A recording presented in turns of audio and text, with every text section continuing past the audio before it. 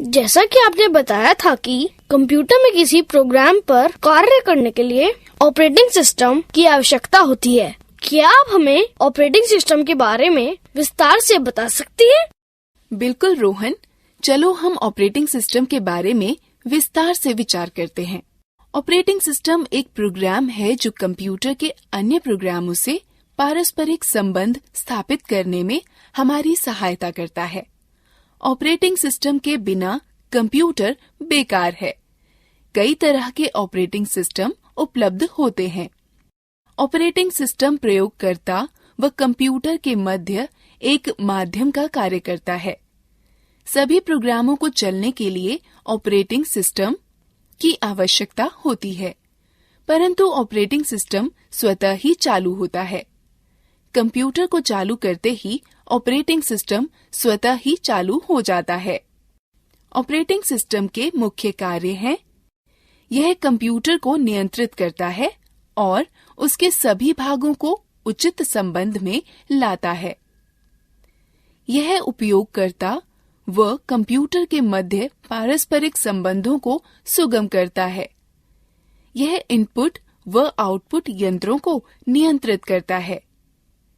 यह computer program के निष्पादन को नियंत्रित करता है। यह कंप्यूटर की मुख्य मेमोरी के प्रयोग को व्यवस्थित रखता है। यह फाइलों को व्यवस्थित रखने व उनसे काम लेने में आपकी सहायता करता है। ऑपरेटिंग सिस्टम को दो भागों में वर्गीकृत किया जा सकता है: character user interface (CUI), graphical user interface (GUI). एक एक कर हम इनके बारे में विचार करते हैं। कैरेक्टर यूजर इंटरफेस (CUI) में किसी तरह के आइकॉन या चित्र नहीं होते हैं। यह केवल लेख व अक्षरों पर चलता है। हम CUI पर लेखीय निर्देश जैसे रीनेम, CLS, CD, MD और DIR या डायरेक्टरी पर कमांड निर्देश देकर कार्य कर सकते हैं। CUI का एक उदाहरण है disk operating system. Graphical user interface GUI की पृष्ठभूमि चित्र वाली होती है और साथ साथ बहुत सारे आइकॉन भी होते हैं। GUI के उदाहरण हैं Windows XP, Windows XNT, Windows 7 और Ubuntu। GUI को पुनः दो भागों में विभाजित किया जा सकता है: सांपत्तिक मालिकाना सॉफ्टवेयर और स्वतंत्र या मुक्त सॉफ्टवेयर। मालिकाना सॉफ्टवेयर एक प्रकार का कंप्यूटर सॉफ्टवेयर है जिसकी अनुज्ञप्ति कॉपीराइट धारक के विशिष्ट कानूनी अधिकार के अधीन होती है।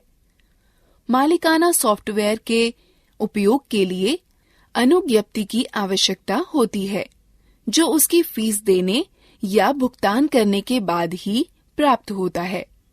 इनका प्रयोग वैध अनुज्ञप्ति के बाद ही किया जा सकता है। उपयोगकर्ता इनको न तो परिवर्तित, न साझा कर सकता है, न ही पढ़ सकता है और न ही पुनर्वितरित कर सकता है। मालिकाना सॉफ्टवेयर के सामान्य उदाहरण हैं Microsoft, Apple INC, IBM operating system व यूनिसिस। स्वतंत्र या मुक्त सॉफ्टवेयर वे सॉफ्टवेयर हैं जिनको उपयोगकर्ता इंटरनेट से बिना किसी फीस के डाउनलोड कर सकता है। यह एक खुले लाइसेंस स्रोत के तहत उपलब्ध होते हैं, जो उपयोगकर्ता को सॉफ्टवेयर परिवर्तित करने, साझा करने और पुनर्वितरित करने की आजादी देता है। यद्यपि परिवर्तन करने के लिए कॉपीराइट अधिकार नहीं दिए गए होते हैं। स्वतंत्र या मुक्त सॉफ्टवेयर के सामान्य उदाहरण हैं यूनिक्स, लाइनक्स, ऑरोरा UX और ओनिन सोलरिस। हमें माइक्रोसॉफ्ट विंडोज के बारे में जानना चाहिए, जो कि सबसे ज्यादा प्रचलित ऑपरेटिंग सिस्टम है। अरे हाँ, मैंने माइक्रोसॉफ्ट विंडोज के बारे में बहुत सुना है। माइक्रोसॉफ्ट विंडोज माइक्रोसॉफ्ट द्वारा विकसित किए गए एवं बेचे गए ग्राफिकल इंटरफेस ऑपरेटिंग सिस्टम की श्रृंखला है। अधिकतर जिन कंप्यूटरों का हम प्रयोग करते हैं उनमें माइक्रोसॉफ्ट विंडोज का ऑपरेटिंग सिस्टम पूर्व स्थापित होता है। यदि आपके कंप्यूटर में विंडो ऑपरेटिंग सिस्टम नहीं है तो आप अनुज्ञप्त प्राप्त सॉफ्टवेयर प्रमाणित सॉफ्टवेयर विक्रेता के यहाँ से खरीद सकते हैं। इसके अतिरिक्त इस सॉफ्टवेयर को माइक्रोसॉफ्ट की वेबसाइट से ऑनलाइन भी खरीदा जा सकता है। GUI इंटरफेस प्रोग्राम प्रयोग करने व उनको संगठित करने में आपकी सहायता करता है। विंडोज विजिविग प्रकार के इंटरफेस होते हैं, जिसका अर्थ है कि जो आप देखते हैं वही आप प्राप्त करते हैं।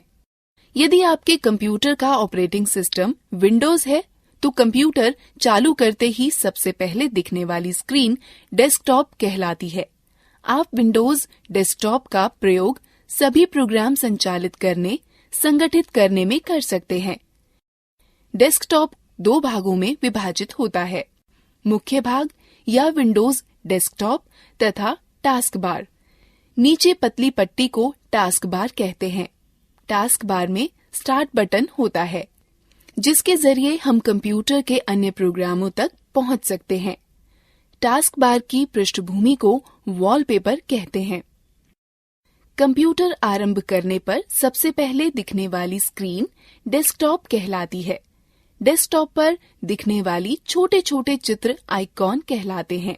यह आइकॉन फाइल, प्रोग्राम और फोल्डर के शॉर्टकट छोटे रास्ते हैं जिनके जरिए इनमें आसानी से व जल्दी से पहुंचा जा सकता है। स्क्रीन के सबसे नीचे क्षितिज के समानांतर पट्टी को टास्क बार कहते हैं। टास्क बार पर एक और स्टार्ट बटन और दूसरी तरफ कई छोटे छोटे आइकॉन व शॉर्टकट होते हैं। कंप्यूटर पर चल रहे सभी उपयोजन व प्रोग्राम टास्क बार पर आइकॉन के रूप में दिखते हैं।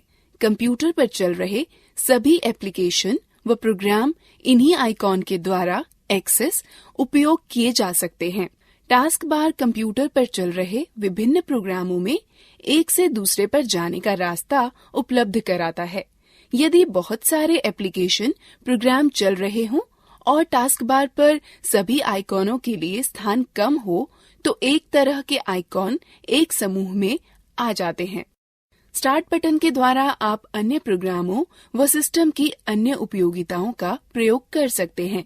स्टार्ट मेन्यू में मौजूद कंट्रोल पैनल का उपयोग कंप्यूटर में विभिन्न हार्डवेयर और सॉफ्टवेयर के विन्यासों या सेटिंग को बदलने के लिए किया जाता है। स्टार्ट मेन्यू के हेल्प और सपोर्ट मेन्यू का उपयोग विंडोज पर कार्य के दौरान आवश्यकता पड़ने पर सहायता प्राप्त करने के लिए किया जाता है। स्टार्ट मेन्यू की सहायता से आप मात्र एक क्लिक में कंप्यूटर को बंद कर सकते हैं, लॉग ऑफ या पुनः चालू कर सकते हैं।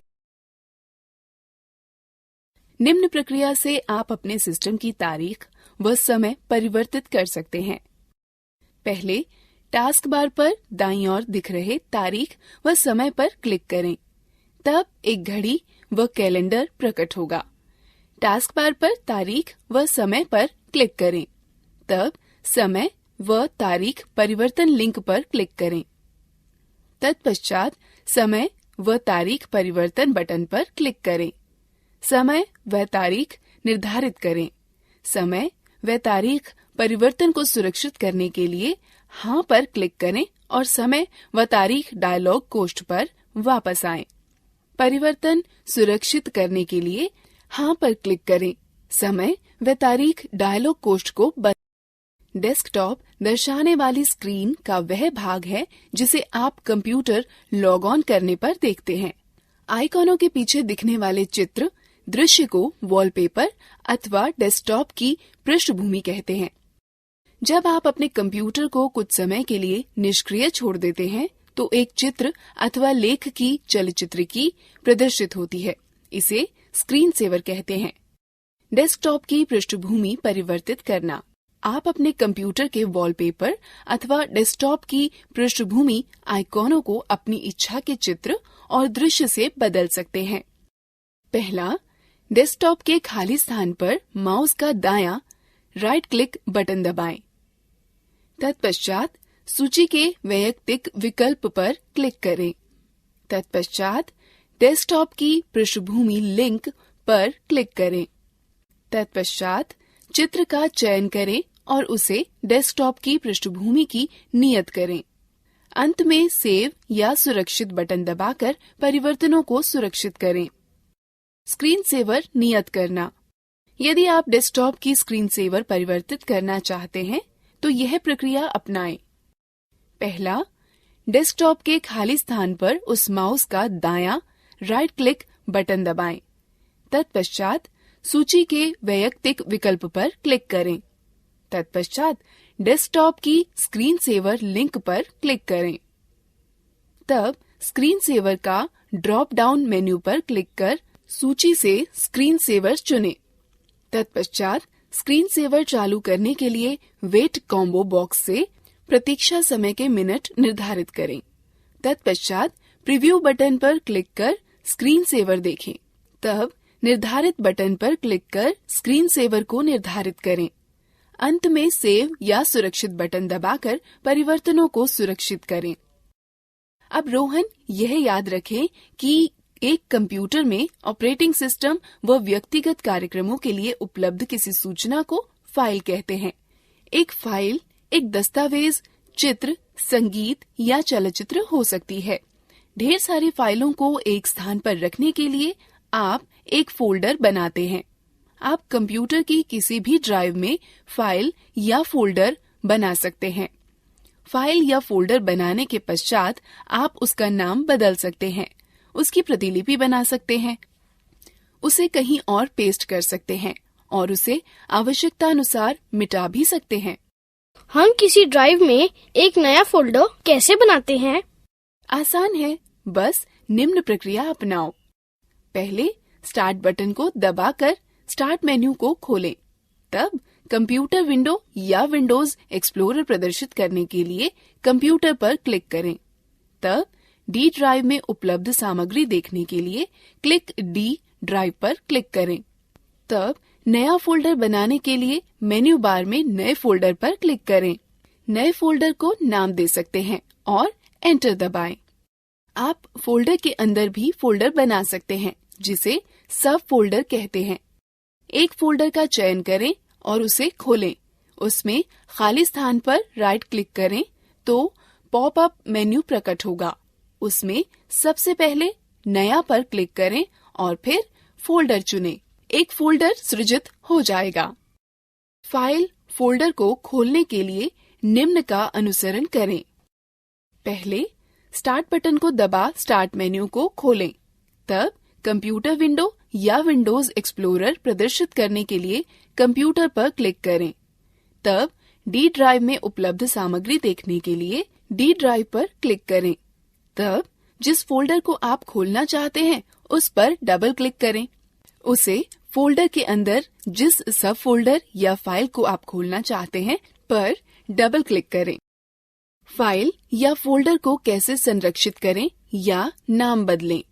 जब आप डी ड्राइव में फोल्डर या सब फोल्डर या फाइल बनाते हैं तो स्वचालित रूप से न्यू फोल्डर या न्यू टेक्स्ट डॉक्यूमेंट के नाम से संरक्षित हो जाता है। फोल्डर या सब फोल्डर या फाइल का नाम बदलने के लिए उस पर राइट क्लिक करें। नए पॉपअप में नाम परिवर्तित करें, रीनेम चुनें। नया नाम लिखें और एंटर दबाएं। फोल्डर या सब फोल्डर या फाइल का नाम परिवर्तित हो जाएगा। विंडोज ऑपरेटिंग सिस्टम में कुछ सहायक सामग्री होती है जो अत्यंत उपयोगी होती हैं। हम इन उपयोगी सामग्रियों में से कुछ के विषय में सीखते हैं।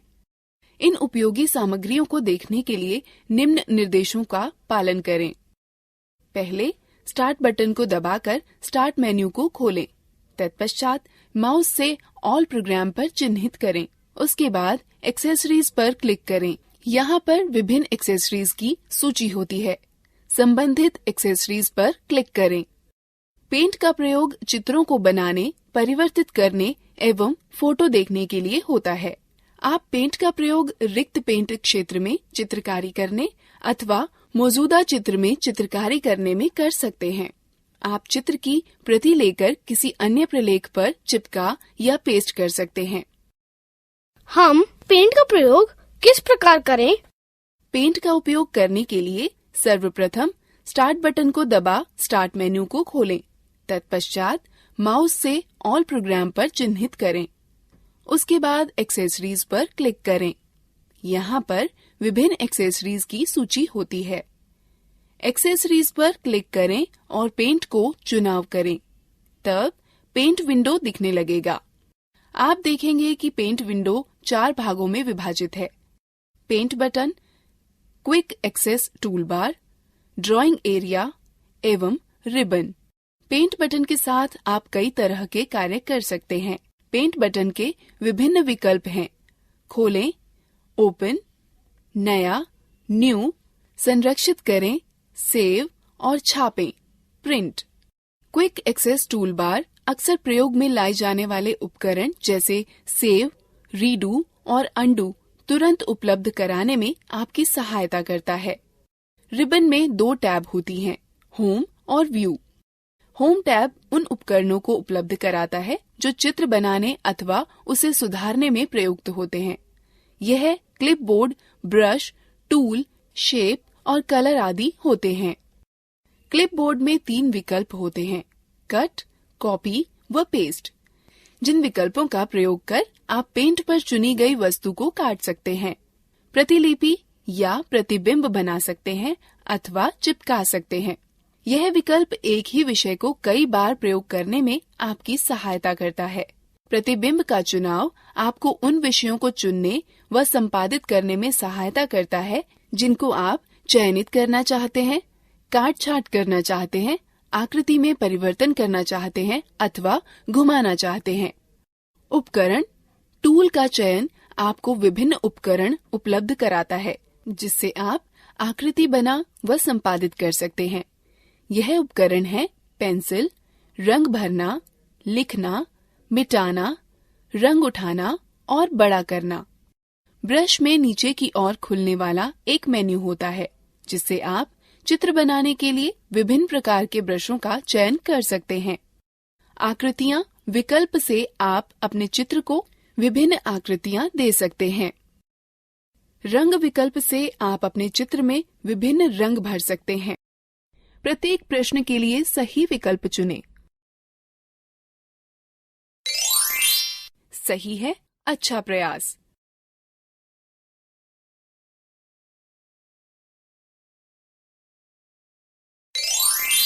सही है, अच्छा प्रयास।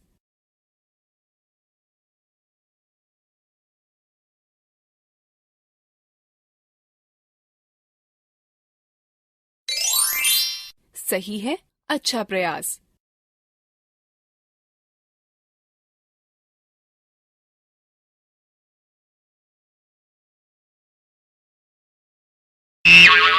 सही नहीं है, कृपया पुनः प्रयास करें। सही है, अच्छा प्रयास। दीदी, तुमने यह भी कहा था कि माइक्रोसॉफ्ट विंडो के विपरीत यहाँ मुफ्त ऑपरेटिंग सिस्टम भी उपलब्ध है। क्या तुम इसके बारे में और ज्यादा जानती हो? हाँ रोहन, लाइनक्स एक बहुत प्रसिद्ध मुक्त अथवा खुले स्रोत का ऑपरेटिंग सिस्टम है। यह सॉफ्टवेयर सबके लिए मुफ्त है और इंटरनेट से डाउनलोड भी किया जा सकता है। चलो हम इस पर नजर डालते हैं। लाइनक्स यूनिक्स ऑपरेटिंग सिस्टम एक बहुत ही जाना माना वर्जन है जो लाइनस टोरवाल्ड्स द्वारा विकसित किया गया है। लाइनक्स माइक्रोसॉफ्ट विंडो जैसे दूसरे ऑपरेटिंग सिस्टम की तरह होता है। लाइनक्स की सबसे खास बात यह है कि ये बहुत ही गतिशील है। उपयोगकर्ता इस सॉफ्टवेयर को विकसित करने, संशोधन करने अथवा प्रसारित करने के लिए स्वतंत्र हैं। लाइनक्स को 2 अलग तरीकों से प्राप्त किया जा सकता है, फ्री डाउनलोड अथवा वितरण का उपयोग कर। लाइनक्स दुनिया भर में करोड़ों उपयोगकर्ताओं द्वारा सफलतापूर्वक उपयोग किया जा रहा है। लाइनक्स के सभी आवश्यक भागों को इंटरनेट से बिल्कुल मुफ्त डाउनलोड किया जा सकता है। लाइनक्स उपयोग करने का एक वैकल्पिक रास्ता है जो विभिन्न कंपनियों द्वारा पेश किया जा रहा है और जिसमें विविध प्रकार के एप्लीकेशन व इंस्टॉल करने वाले प्रोग्राम जुड़े हैं जो लाइनक्स के अधिष्ठापन को आसान कर देते हैं। एक बहुत प्रसिद्ध लाइनक्स का वितरणकर्ता होता है जिसे उबुंटू कहते हैं, जो कॉनिकल कंपनी द्वारा वितरित किया जाता है। अब हमें उबुंटू के बारे में सीखना चाहिए। उबुंटू एक स्वतंत्र मुक्त सॉफ्टवेयर प्लेटफॉर्म है जो स्मार्टफोन, टैबलेट और कंप्यूटर के द्वारा हर जगह चलाया जाता है। उबुंटू में एक ग्राफिकल यूजर इंटरफेस या GUI होता है जो इसे विंडो अथवा एंड्रॉयड जैसे दूसरे प्रचलित ऑपरेटिंग की तरह बनाता है। उबुंटू के वर्जन 12.10 डिफॉल्ट डेस्कटॉप वातावरण के रूप में यूनिटी का उपयोग करता है। यूनिटी डेस्कटॉप पृष्ठभूमि और 2 बार रखता है जिसे मेन्यू बार और लॉन्चर कहते हैं। मेन्यू बार डेस्कटॉप के शीर्ष पर स्थित क्षैतिज पट्टी है। लॉन्चर एक खड़ी पट्टी है जो मेन्यू बार के बाईं तरफ होती है। मेन्यू बार में सामान्य कार्य शामिल होते हैं जो उबुंटू 12.10 में उपयोग होते हैं। जो आइकन्स मेन्यू बार के दाहिने तरफ होते हैं उसे संकेतक क्षेत्र कहते हैं। कीबोर्ड सूचक आपके कीबोर्ड लेआउट चुनने और कीबोर्ड प्राथमिकताओं को बदलने की अनुमति देता है। संदेश सूचक में सभी सोशल एप्लीकेशन को शामिल किया जाता है जो तत्काल instant messenger client, email client, micro blogging application और दूसरे समान एप्लीकेशन को सम्मिलित रखता है। नेटवर्क सूचक आपको तारयुक्त अथवा तारमुक्त नेटवर्क को आसानी से जोड़ने और नेटवर्क कनेक्शन को प्रबंधित करने की अनुमति देता है। ध्वनि सूचक ध्वनि की मात्रा के रूप में अच्छी तरह से उपयोग अपने म्यूजिक प्लेयर और ध्वनि सेटिंग्स समायोजित करने के लिए एक आसान तरीका प्रदान करता है। घड़ी सही समय प्रदर्शित करती है और कैलेंडर समय और तारीख सेटिंग्स का उपयोग करने के लिए आसान तरीका उपलब्ध कराता है। यूजर मेन्यू आपको अलग अलग उपयोगकर्ताओं और ऑनलाइन सामग्री और उपयोगकर्ता खातों के बीच परिवर्तन करने की अनुमति देता है। एक सत्र या सेशन सूचक सिस्टम सेटिंग का उपयोग करने, सॉफ्टवेयर अपडेट करने, प्रिंटर डिवाइस को लॉक करने के लिए सेशन विकल्प प्रदान करने, सेशन से लॉग आउट होने, कंप्यूटर को पुनः आरंभ करने या पूरी तरह से बंद करने के लिए आसान तरीका उपलब्ध कराता है। एप्लीकेशन मेन्यू एक प्रणाली है जहां किसी एप्लीकेशन में विभिन्न कार्य जैसे परिवर्तन करने, देखने आदि को निष्पादित किए जा सकते हैं। अन्य GUI वातावरण के विपरीत यूटिलिटी में आवेदन मेन मेन्यू बार के बाईं ओर स्थित है। एक विशिष्ट आवेदन को देखने के लिए आप सूचक का प्रयोग करके डेस्कटॉप के मेन्यू बार पर आवेदन आइकन के लिए माउस को स्थानांतरित कर सकते हैं। यह डेस्कटॉप के मेन्यू बार में खुद को ऊपर रखकर एप्लीकेशन को सक्षम करेगा, इसलिए इस एप्लीकेशन को देखा और इस्तेमाल किया जा सकता है। माउस को मेन्यू बार से दूर ले जाने पर डेस्कटॉप फिर से दिखाई देने लगता है। यूटिलिटी का वह फीचर जो एप्लीकेशन दिखाता है, एप्लीकेशन के मेन्यू केवल जब जरूरत होती है, जब ये नेटबुक और लैपटॉप उपयोगकर्ताओं के लिए फायदेमंद होता है और इसे अधिक मुक्त वर्क स्पेस प्रदान करता है। ऊर्ध्वाधर पट्टी के आइकन्स जो स्क्रीन के बाईं तरफ होते हैं, लॉन्चर कहलाते हैं। जब यह लॉन्चर चलाया जाता है तो यह सक्रिय आइकन्स के एप्लीकेशनों को आसान पहुंच प्रदान करता है। लॉन्चर में सबसे ऊपर पहला आइकन डैश कहलाता है, जो एक निर्णायक खोज व मूल तत्व है। एक एप्लीकेशन को लॉन्चर से रन करने अथवा पहले से रन हो रही एप्लीकेशन को प्रदर्शित करने के लिए एप्लीकेशन आइकन पर क्लिक करते हैं। फोरग्राउंड में एप्लीकेशन अपने आइकन के दाहिनी तरफ एक अकेले सफेद त्रिकोण के द्वारा संकेतित किया जाता है। लॉन्चर के द्वारा एप्लीकेशन जोड़ना और हटाना। एक एप्लीकेशन को जोड़ने के लिए लॉन्चर के एप्लीकेशन आइकन पर दाहिने क्लिक करके और लॉन्चर के लॉक का चयन करके एप्लीकेशन को रन करें। लॉन्चर से एक एप्लीकेशन को हटाने के लिए पहले एप्लीकेशन आइकन पर दाहिने क्लिक करें, फिर अनलॉक से लॉन्चर का चयन करें। डैश एक औजार है जिसकी मदद से आप कंप्यूटर पर एप्लीकेशन व फाइलों का तेजी से पता लगा सकते हैं व उन तक पहुंच सकते हैं। डैश का पता लगाने के लिए लॉन्चर के सबसे ऊपर वाले आइकॉन जिस पर उबुंटू का प्रतीक चिन्ह बना हो पर क्लिक करें।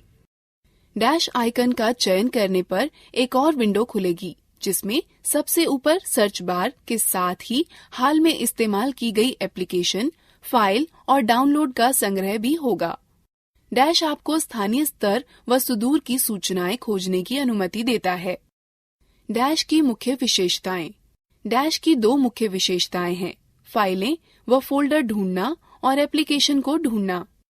वर्कस्पेस आपको एप्लीकेशन को एक समूह में करने की अनुमति है जो अव्यवस्था को कम करता है और डेस्कटॉप नेविगेशन में सुधार लाता है। मूलभूत रूप से उबुंटू में 4 वर्कस्पेस होते हैं। एक वर्कस्पेस से दूसरे वर्कस्पेस पर जाने के लिए लॉन्चर पर वर्कस्पेस स्विचर पर क्लिक करें। यह एप्लीकेशन आपको एक वर्कस्पेस से दूसरे वर्कस्पेस पर जाने की अनुमति देता है। विंडोज को बंद करना, अधिकतम करना, न्यूनतम करना व बहाल करना। न्यूनतम बटन विंडो को वर्तमान में दिखाई पड़ने वाली स्क्रीन से हटाकर उसे लॉन्चर में रखा देता है। अधिकतम बटन एप्लीकेशन को विंडोज की पूरी स्क्रीन पर फैला देता है। विंडोज को बंद करने के लिए विंडो के ऊपर बाएं कोने पर दिए हुए क्रॉस बटन पर क्लिक करें। विंडो को वर्कस्पेस पर इधर उधर ले जाने या हटाने के लिए माउस के पॉइंट को विंडो के टाइटल बार पर ले जाएं और माउस के बाएं बटन से क्लिक करें तथा बाएं बटन को दबाए रखते हुए विंडो को खींचें। विंडो का आकार बदलने के लिए माउस पॉइंटर को विंडो सिरे पर या कोने पर ऐसे रखें कि माउस पॉइंटर 2 तरफा तीर में परिवर्तित हो जाएगा, जिसे रीसाइज आइकॉन कहते हैं। माउस के बाएं बटन से क्लिक करें तथा बाएं बटन को दबाए रखते हुए विंडो को खींचें। कंप्यूटर पर फाइल का पता लगाने के 2 तरीके हैं। सीधे लॉन्चर के डैश के माध्यम से जिस फोल्डर में फाइल रखी गई हो का पता लगाकर उस तक पहुंचना, या सामान्यतः उपयोग में लाए जाने वाले फोल्डरों व हाल में ही प्रयुक्त फाइलों में फाइल व फोल्डर टूल का प्रयोग करना। गो मेन्यू सामान्यतः प्रयोग में आने वाली फोल्डरों की सूची होती है। गो में जाने के लिए अपने माउस को बार पर सबसे ऊपर ले जाएं और गो को चुनें।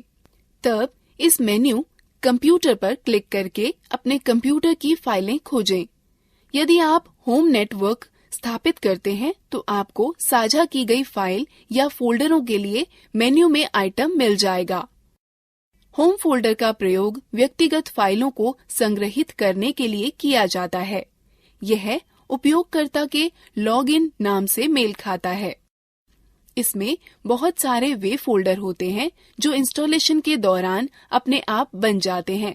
इसमें डेस्कटॉप दस्तावेज, डाउनलोड, म्यूजिक, संगीत, चित्र, पब्लिक, टेम्पलेट्स और वीडियो शामिल हैं। Nautilus file manager.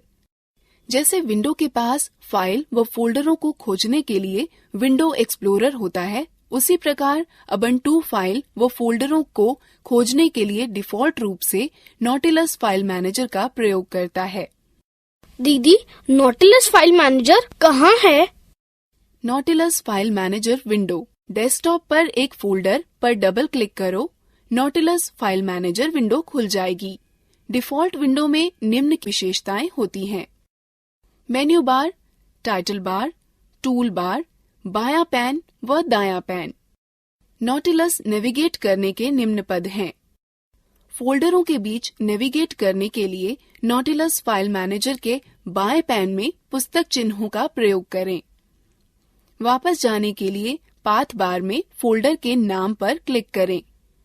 एक दिखने वाले फोल्डर पर डबल क्लिक आपकी उसे नेविगेट करने में सहायता करेगा। नॉटिलस के साथ फाइल को खोलने के लिए उसके आइकन पर डबल क्लिक करें अथवा आइकन पर दायां क्लिक करें और ओपन विथ के विकल्पों में एक को चुनें। नॉटिलस में एक नया फोल्डर बनाने व सेव करने के लिए पहले फाइल पर क्लिक करें और फिर क्रिएट न्यू फोल्डर पर क्लिक करें। उसके बाद बनने वाले डिफॉल्ट फोल्डर का नाम अनटाइटल्ड फोल्डर को इच्छानुसार नाम दें। यह नॉटिलस में सुरक्षित हो जाएगा। फाइल या फोल्डर को कॉपी करने या प्रतिलिपि बनाने के स्टेप्स हैं। पहले एडिट पर क्लिक करें, फिर आइटम पर क्लिक करें अथवा राइट क्लिक करें और पॉपअप मेन्यू से कॉपी चुनें। अब आप कॉपी की गई फाइल को इच्छित स्थान पर पेस्ट करें। कई नॉटिलस विंडोज का प्रयोग करना। आप निम्न प्रकार से कई नॉटिलस विंडो भी खोल सकते हैं। पहले फाइल बनाएं, तब न्यू विंडो पर क्लिक करें। यह नई विंडो खोलेगा और आपको फाइलों या फोल्डरों को 2 स्थानों से ड्रैग करने की अनुमति देगा। नया टैब खोलने के लिए पहले फाइल पर क्लिक करें, फिर न्यू टैब। फाइल की ब्राउजिंग के लिए प्रयोग किए जाने वाले स्थान के ऊपर 2 टैब युक्त एक नई पंक्ति खुलेगी। दूसरा पैन खोलने के लिए व्यू पर क्लिक करें, फिर एक्स्ट्रा पैन पर। यह आपको टैब या विंडो के मध्य स्विच किए बिना ही 2 स्थानों पर एक साथ देखने की सुविधा देता है। आप नॉटिलस या डैश का प्रयोग कर फाइल या फोल्डर को खोज सकते हैं। पहले नॉटिलस में गो सर्च फॉर फाइल पर क्लिक करें या कंट्रोल के साथ F दबाएं, फिर जो खोजना चाहते हो उसे टाइप करें। डैश में सबसे ऊपर सर्च बार में आप केवल खोज का टर्म टाइप करें। अबंटू में लिब्रे ऑफिस सबसे अधिक लोकप्रिय सुइट है जो डिफॉल्ट रूप से स्थापित होता है। यह भी वैसी ही कार्यप्रणाली उपलब्ध कराता है जैसे कि Microsoft Word, Excel, PowerPoint, सिर्फ इसके कि यह एक मुक्त स्वतंत्र सॉफ्टवेयर है। इन सभी एप्लीकेशनों तक लॉन्चर के द्वारा पहुंचा जा सकता है। इसमें निम्न घटक शामिल हैं जो दूसरे ऑपरेटिंग सिस्टम में अलग अलग नामों से पाए जाते हैं: writer, word processor, clack, spreadsheet, impress, presentation, draw, drawing sheet, base, database, math, equation editor. क्या मुक्त स्वतंत्र सॉफ्टवेयर के विषय में सीखना मजेदार नहीं था? चलो अब हम लोग मजेदार गतिविधि में भाग लेंगे। प्रत्येक प्रश्न के लिए सही विकल्प चुनें। सही है, अच्छा प्रयास।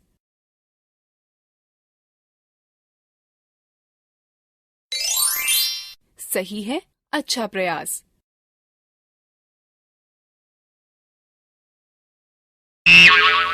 सही नहीं है, कृपया पुनः प्रयास करें। सही है, अच्छा प्रयास।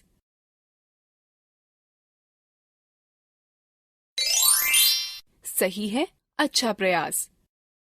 दीदी, क्या मोबाइल फोन व टैबलेट भी कंप्यूटर की तरह ऑपरेटिंग सिस्टम रखते हैं? हाँ रोहन, आजकल मोबाइल फोन व टैबलेट भी पर्सनल कंप्यूटर के ऑपरेटिंग सिस्टम की खूबियां रखते हैं।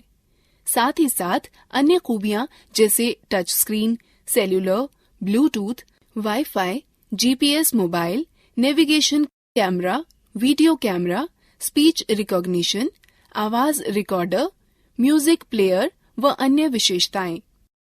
अधिकांश मोबाइल फोनों में एंड्रॉयड, विंडोज अथवा सिम्बियन ऑपरेटिंग सिस्टम होता है।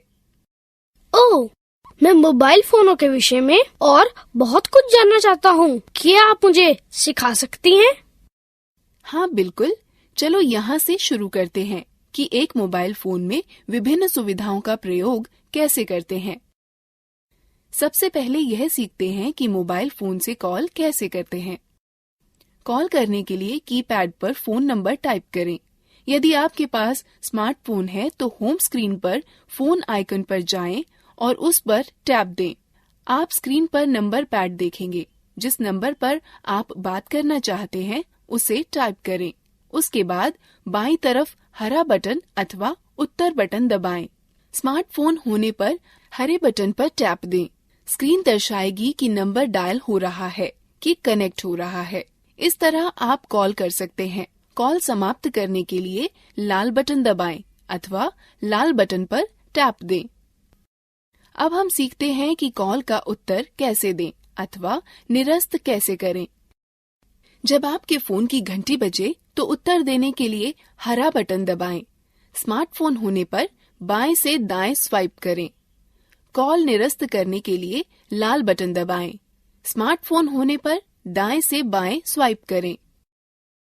हम पिछले में लाए गए नंबर पर कॉल कैसे कर सकते हैं? आसान है। पहले होम स्क्रीन पर बाईं तरफ के हरे बटन को दबाएं। यह सभी डायल किए गए, प्राप्त किए गए व छूटे नंबरों की सूची दिखाएगा। स्मार्टफोन होने पर फोन आइकन पर टैप दें। यह सभी डायल किए गए, प्राप्त किए गए व छूटे नंबरों की सूची दिखाएगा। उसके पश्चात नंबर चुनें और हरा बटन दबाएं। इसी तरह स्मार्टफोन होने पर नंबर पर टैप दें। नंबर की डायल होने लगेगा। आप कॉल इतिहास इस तरह देख सकते हैं। पहले स्टैंड बाय मोड में मेन्यू दबाएं। स्मार्टफोन होने पर फोन आइकन पर टैप दें।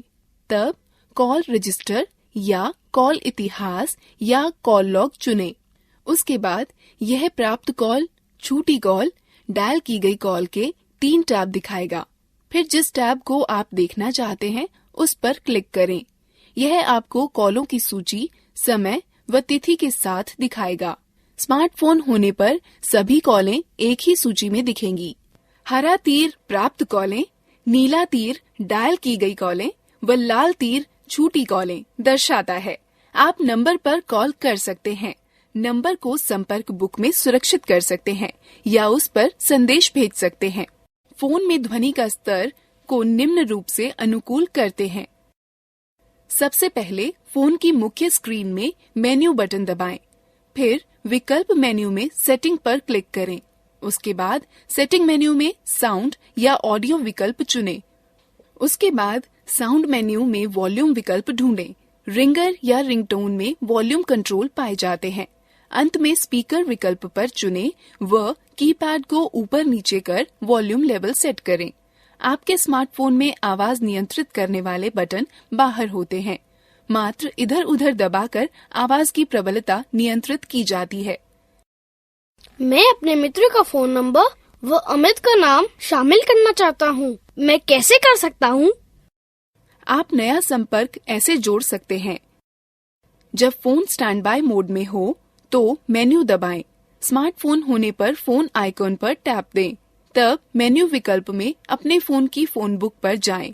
यह होम स्क्रीन पर फोन के एक चित्र अथवा शब्द फोन बुक या संपर्क से दिखाई गई होगी।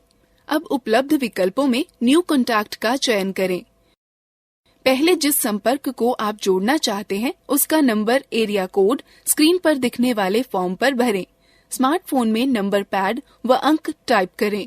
ऐड टू कॉन्टैक्ट पर टैप दें और तब क्रिएट न्यू कॉन्टैक्ट पर, और तब फॉर्म में उपयुक्त स्थानों पर अपने मित्र का पहला व अंतिम नाम लिखें। तब उसे संरक्षित करने के लिए सेव या ऐड टू कॉन्टैक्ट दबाएं। टैप देना सुनिश्चित करें। अब नया संपर्क अपने मोबाइल में जुड़ जाएगा। फोन में पहले से ही संरक्षित संपर्क के विवरण में एडिट करने के लिए संपर्क का नाम चुनें। एडिट का चयन करें, टैप दें, सही विवरण टाइप करें और फिर सेव का चयन करें, टैप दें। अब मैं आपको सिखाती हूँ कि संदेश कैसे भेजते हैं। पहले स्टैंड बाय मोड में मेन्यू दबाएं, तब संदेश सेवा, फिर लिखित संदेश, फिर संदेश बनाएं का चयन करें। एक स्मार्टफोन में होम स्क्रीन पर मैसेजिंग आइकन ढूंढें, उस पर टैप दें। आप देखेंगे कि संदेशों की सूची खुलेगी। संदेश बनाएं, संदेश लिखें को चुनें। स्मार्टफोन में राइट मैसेज आइकॉन पर टैप करें। टेक्स्ट बॉक्स में संदेश लिखें। चित्र या कुछ अन्य जोड़ने के लिए विकल्प का चयन करें। फिर इंसर्ट ऑब्जेक्ट दबाएं। स्क्रॉल कर नीचे वांछित पिक्चर या ऑब्जेक्ट आए। व्यू फिर इंसर्ट दबाएं। नियत स्थान पर प्राप्तकर्ता का नंबर लिखें अथवा यदि आप सुरक्षित किए हुए किसी संपर्क को संदेश भेजना चाहते हैं तो फोन बुक पर क्लिक करें। संपर्क का चयन कर ओके पर क्लिक करें। स्मार्टफोन में प्राप्तकर्ता के नाम के कुछ अक्षर टू कॉलम में लिखें। आप देखेंगे कि कॉन्टैक्ट बुक से नामों की सूची प्रकट होगी। वांछित नाम पर टैप दें। भेजने के लिए भेजें पर क्लिक करें या टैप दें। प्राप्तकर्ता को मैसेज भेज दिया जाएगा। मुख्य सूची पर वापस आने के लिए समाप्त या निरस्त पर क्लिक करें। टैप दें।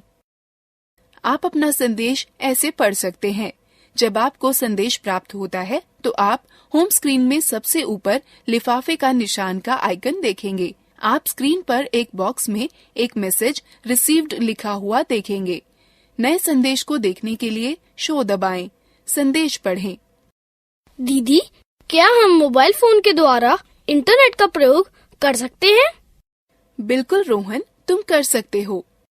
यह तो बहुत अच्छा है। मोबाइल फोन द्वारा इंटरनेट का प्रयोग करने के लिए हमें क्या चाहिए होगा? मोबाइल फोन द्वारा इंटरनेट का प्रयोग करने के लिए आपको चाहिए होगा एक मोबाइल फोन जो इंटरनेट एक्सेस या उपयोग को समर्थित करता हो, एक मोबाइल फोन सेवा जो डेटा संचरण का समर्थन करती हो, जैसे 2G, 3G और वाईफाई। फोन द्वारा इंटरनेट तक पहुंचने के लिए डेटा सेटिंग के साथ मोबाइल सर्विस प्रोवाइडर से एक खाता। बहुत सारे mobile phone data account setting के साथ ही आते हैं। यदि आपका नहीं है तो आपको सेवा प्रदाता के ग्राहक सेवा केंद्र से बात करनी चाहिए। आप अपने स्मार्टफोन पर मोबाइल इंटरनेट सेवा इस तरह स्थापित कर सकते हैं। पहले अपने स्मार्टफोन के सेटिंग मेन्यू पर नेविगेट करें। स्मार्टफोनों में यह एप्स मेन्यू के सेटिंग आइकॉन के माध्यम से या कभी-कभी नोटिफिकेशन बार के माध्यम से किया जा सकता है। सेटिंग मेन्यू में आपको वायरलेस व नेटवर्क सेटिंग्स खोजनी होगी। ज्यादातर उपकरणों में मोर या मोर सेटिंग्स बटन जो भी उपलब्ध हो उस पर क्लिक करें। जब वायरलेस और नेटवर्क सेटिंग हो जाती है तो आप इंटरनेट, वाईफाई या मोबाइल नेटवर्क के माध्यम से जोड़ सकते हैं। वाईफाई से जुड़ने के लिए निम्न पदों का अनुसरण करें। पहले सेटिंग विकल्प से अथवा नोटिफिकेशन मेन्यू में वाईफाई बटन को क्लिक करके वाईफाई विकल्प को चालू करें। तब आपको उपलब्ध इंटरनेट नेटवर्कों की सूची दिखाई देगी। यदि आपने वाईफाई नेटवर्क पहले से ही सेव कर रखा है तो यह ऑटोमेटिक ही जुड़ जाएगा। अन्यथा आपको वाईफाई नेटवर्क जिसे आप जोड़ना चाहते हैं चुनना होगा। यदि पासवर्ड की आवश्यकता हो तो उसे इंटर करें और कनेक्ट पर क्लिक करें। इंटरनेट का उपयोग करने के लिए इंटरनेट ब्राउजर का उपयोग करें। इंटरनेट के लिए मोबाइल नेटवर्क जोड़ना। पहले वायरलेस व नेटवर्क विकल्प में अधिक सेटिंग या मोर सेटिंग विकल्प पर जाएं। तब मोबाइल नेटवर्क पर क्लिक करें। वहां आपको मोबाइल डाटा चेक बॉक्स को चेक करना होगा। अब इंटरनेट तक पहुंचने के लिए इंटरनेट ब्राउजर का उपयोग करें। कीपैड आधारित फोनों में भी हर कोई बड़ी आसानी से इंटरनेट का उपयोग कर सकता है। पहले मेन्यू में जाएं, फिर इंटरनेट चुनें। तब या तो होम पेज का चयन करें, अन्यथा होम स्क्रीन में 0 को कुछ क्षण के लिए दबाकर रखें। उसके पश्चात वेब एड्रेस एंटर करें और गो टू एड्रेस का चयन करें। तब एड्रेस एंटर करें और ठीक है का चयन करें। वेब खोजने के लिए यदि आप पहली बार सर्च कर रहे हों तो सर्च का चयन करें और खोजे जाने वाले विषय को दर्ज करें और सर्च का चयन करें।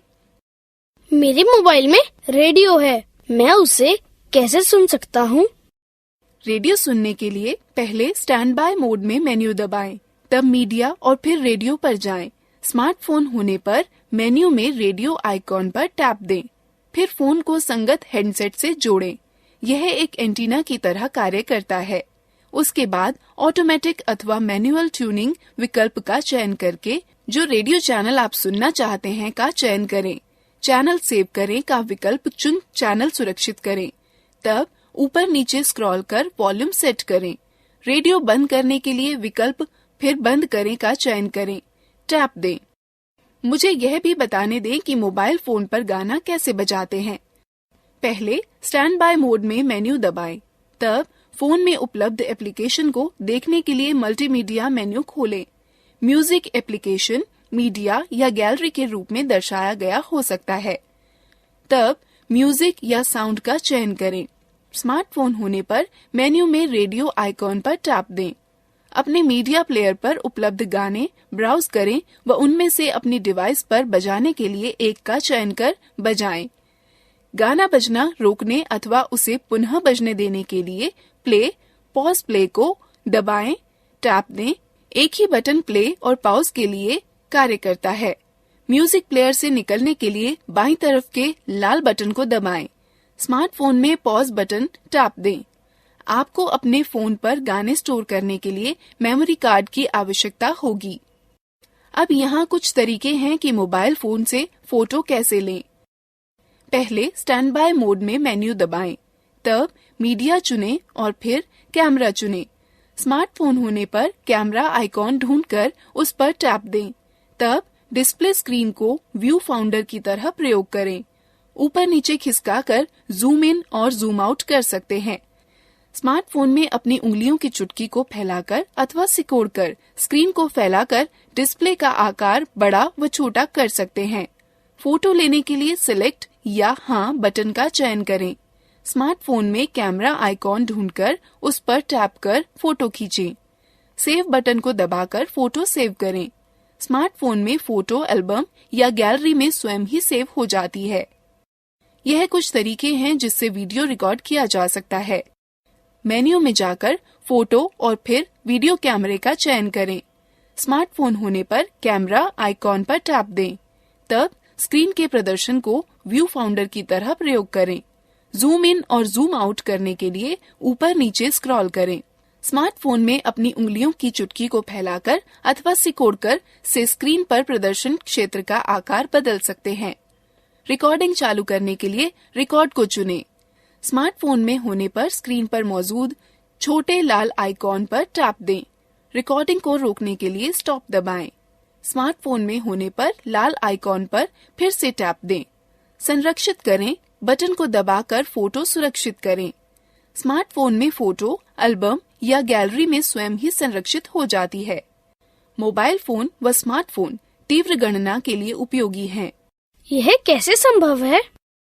कैलकुलेटर के द्वारा कैलकुलेटर प्रयोग करने के तरीके हैं। पहले स्टैंड बाय मोड में मेन्यू दबाएं, तब ऑर्गेनाइजर और फिर कैलकुलेटर का चयन करें। स्मार्टफोन होने पर में कैलकुलेटर आइकॉन मेन्यू में ढूंढें और उस पर टैप दें। फोन के नंबर पैड का प्रयोग कर नंबर लिखें। फिर जोड़ने, घटाने, गुणा करने व भाग फंक्शन का चयन करें। फिर दूसरा अंक लिखें। उत्तर जानने के लिए बराबर का चिन्ह दबाएं या टैप दें। धन्यवाद दीदी, आपके कारण मुझे मोबाइल फोनों के बारे में इतनी जानकारी प्राप्त हुई। मुझे टैबलेट में भी दिलचस्पी है। क्या आप उनके बारे में जानती हैं? हाँ बिल्कुल रोहन, चलो हम टैबलेट के बारे में जानते हैं। टैबलेट कंप्यूटर के छोटे, हल्के और अधिक प्रबंधनीय रूप हैं। वे तार रहित व ले जाने योग्य यंत्र हैं, जिनमें सूचनाओं तक पहुंचने के लिए अथवा प्रोसेस करने के लिए स्पर्श इनपुट की तरह प्रयोग होता है। टैबलेट में वह ऑपरेटिंग सिस्टम होते हैं जो ग्राफिकल यूजर इंटरफेस GUI उपलब्ध कराते हैं और एप्लीकेशनों को चला सकते हैं। टैबलेट के सुप्रसिद्ध ऑपरेटिंग सिस्टम हैं एंड्रॉयड, विंडोज व iOS। टैबलेट मुख्यतः दो भागों में बांटे जा सकते हैं, फोन सुविधा के साथ तथा कॉल सुविधा के बिना। टैबलेट जो कॉल सुविधा के साथ होता है, उसमें सिम कार्ड के लिए खांचा बना होता है। आपको कॉल करने के लिए, प्राप्त करने के लिए तथा संदेश भेजने व प्राप्त करने के लिए एक सिम कार्ड तथा किसी मोबाइल नेटवर्क का कनेक्शन की आवश्यकता होगी। टैबलेट जिसमें कॉल सुविधा नहीं होती है, उसमें सिम कार्ड के लिए स्लॉट नहीं होगा, लेकिन उसमें अन्य सभी विशेषताएं समान होती हैं। तब भी आप इंटरनेट के प्रयोग से कॉल करने में समर्थ होंगे। चलो अब हम टैबलेट की कुछ विशेषताओं के बारे में जानते हैं। अधिकतर टैबलेट निम्न उद्देश्यों के लिए प्रयोग होते हैं: कॉल करने के लिए, कॉल प्राप्त करने के लिए, संदेश भेजने व प्राप्त करने के लिए, गाने सुनने के लिए, फोटो खींचने व वीडियो बनाने के लिए, वीडियो देखने के लिए, ई पुस्तकें पढ़ने के लिए, इंटरनेट चलाने के लिए, ईमेल भेजने व प्राप्त करने के लिए, म्यूजिक, फोटो व वीडियो अन्य से साझा करने के लिए। निम्न तरीके से टैबलेट पर म्यूजिक सुना जा सकता है। सर्वप्रथम एप्लीकेशन मेन्यू पर जाएं, तब म्यूजिक पर टैप देकर पार्श्व या बैकग्राउंड संगीत इंटरफेस को एंटर करें। अब आपको म्यूजिक फाइल सूची को हाल ही में एल्बम, कलाकार, गीत, प्लेलिस्ट या शैलियों में उचित विकल्प का चयन करके वर्गीकृत कर सकते हैं। फिर गानों को 1 सेकंड के लिए दबाएं, टैप दें, जिससे विकल्प मेन्यू प्रकट हो जाएगी। इसके बाद आप play, add to playlist, shop for artist, delete या सर्च विकल्पों में से किसी एक का चयन कर सकते हैं। तब प्ले पर टैप देकर पार्श्व संगीत इंटरफेस को एंटर करें और फिर बजाने के लिए गानों पर टैप दें। निम्न तरीके से टैबलेट में फोटो खींची जा सकती है। सर्वप्रथम एप्लीकेशन मेन्यू पर जाएं और कैमरा आइकॉन पर टैप देकर कैमरा इंटरफेस को एंटर करें। तब फोटो मोड चुनने इच्छित फोटो मोड पर टैप दें। कैमरे को विषय की ओर केंद्रित करें। ऑटो फोकस को सक्रिय करने के लिए स्क्रीन पर किसी स्थान को छुएं और दबाए रखें। फोटो लेने के लिए उंगली उठाएं। टैबलेट से वीडियो रिकॉर्ड करने के लिए सर्वप्रथम एप्लीकेशन मेन्यू पर जाएं और कैमरा आइकॉन पर टैप देकर कैमरा इंटरफेस को एंटर करें। तब वीडियो मोड चुनने के लिए फोटो मोड में पसंद किए हुए आइकॉन पर टैप दें। कैमरे को विषय की ओर केंद्रित करें। टैप देकर रिकॉर्डिंग शुरू करें। रिकॉर्डिंग बंद करने के लिए टैप दें। फोटो व रिकॉर्ड किए गए वीडियो मिटाने के स्टेप्स हैं। जिस फोटो या वीडियो को आप मिटाना चाहते हैं, इसे खोजें। ट्रैश आइकॉन दिखाई दिए जाने के लिए स्क्रीन पर टैप दें। फोटो या वीडियो को मिटाने के लिए इस पर टैप दें। आप फोटो और वीडियो इस तरह देख सकते हैं।